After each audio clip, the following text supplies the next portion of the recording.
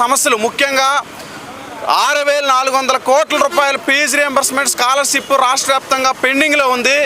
కూటమి ప్రభుత్వం అధికారంలో రాకముందు ఒక మాట ఆడారు, అధికారంలోకి వచ్చిన తర్వాత ఒక మాట ఆడారు. అధికారంలో రాకముందు విద్యార్థి రంగ సమస్యలన్నీ పరిష్కారం చేస్తామని చెప్పి నారా లోకేష్ గారు యువగలం పాదయాత్రలో అనేకమైన హామీలు ఇచ్చి ఈరోజు తీరా అధికారంలోకి వచ్చిన తర్వాత మరిన్ని సమస్యలు కొత్తగా తెచ్చిపెట్టారు. ఈ సమస్యలు పరిష్కారం చేయాలని చెప్పి మేము అనేక రకాలుగా పోరాడుతుంటే ఈరోజు జూనియర్ కాలేజీల్లోకి హై స్కూల్స్లోకి విద్యార్థి సంఘాలు వెళ్ళకూడదని సర్క్యులర్ రిలీజ్ చేశారు.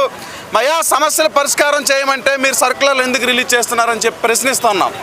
ఈరోజు ఫీజు రియంబర్స్మెంట్ స్కాలర్షిప్ పెండింగ్తో పాటు పీజీ విద్యార్థులకు జీవో నెంబర్ 77 తీసుకొచ్చి స్కాలర్షిప్ ఫీజు రియంబర్స్మెంట్ గత ప్రభుత్వం తీసేసింది. వీళ్ళు అధికారంలోకి వచ్చిన వెంటనే దాన్ని రెన్యువల్ చేస్తామని చెప్పారు. ఈరోజు సంవత్సరంన్నర అవుతుంది కూటమి ప్రభుత్వం అధికారంలోకి వచ్చి చేయలేదు. 3 నెలల పైన కావస్తుంది. ఇంటర్మీడియట్ విద్యార్థులు పరీక్షా ఫలితాలు విడుదలై ఈ రోజుకి డిగ్రీ ఫస్ట్ ఇయర్ అడ్మిషన్లు కాని పరిస్థితి.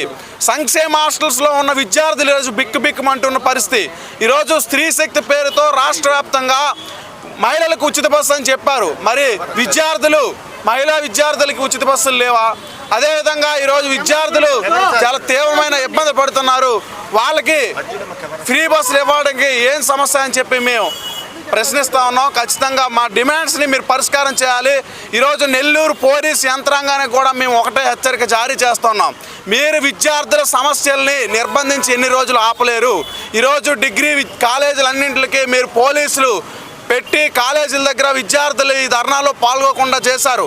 మీరు కూటమి ప్రభుత్వం ఏం చెప్పారు? అధికారంలో రాకముందు మేము గత ప్రభుత్వం మాదిరి కాదు, టెంట్లు ఉండవు, పోలీసులు నిర్బంధం ఉండదు, విద్యార్థులు ప్రజలు వాళ్ళ సమస్యలు చెప్పుకోవచ్చని. కానీ మీరు ఈరోజు ఏం చేశారు? నెల్లూరు పోలీసులు విద్యార్థుల్ని యాజ్ స్టేషన్లోకి రానియకుండా ఆపడం కోసం అన్ని కాలేజీల దగ్గర పోలీసులు పెట్టారు. అన్ని కాలేజీ యాజమాన్యాన్ని భయపెట్టారు, విద్యార్థుల్ని భయపెడుతున్నారు. ఈరోజు శాంతియుతంగా చేస్తున్న యాక్టివిటీకి మీరు విద్యార్థుల కంటే పోలీసులు ఎక్కువ వచ్చి మమ్మల్ని నిర్బంధించాలని ప్రయత్నిస్తున్నారు.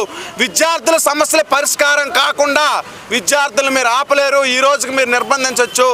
ఫీజు రియంబర్స్మెంట్ స్కాలర్షిప్ సమస్య చాలా తీవ్రంగా ఉంది. ఈరోజు సర్టిఫికేట్లు కావాలన్నా, ఎగ్జామ్ ఫీజులు కట్టాలన్నా ఈ సమస్యతో విద్యార్థులు ఇబ్బంది పడుతున్నారు. ఎన్ని రోజులు మీరు ఆపలేరు. ఖచ్చితంగా ఇది లాభాల ఏదో రోజు ఉప్పొంగుతుంది. దాని ప్రతిఫలం ఇక్కడ పోలీస్ యంత్రాంగం కూడా చవి చూడాల్సి ఉంటుంది. రాష్ట్ర ప్రభుత్వాన్ని కూడా మేము హెచ్చరిస్తున్నాం, ఇటువంటి పోలీసింగ్ మాకు వద్దు.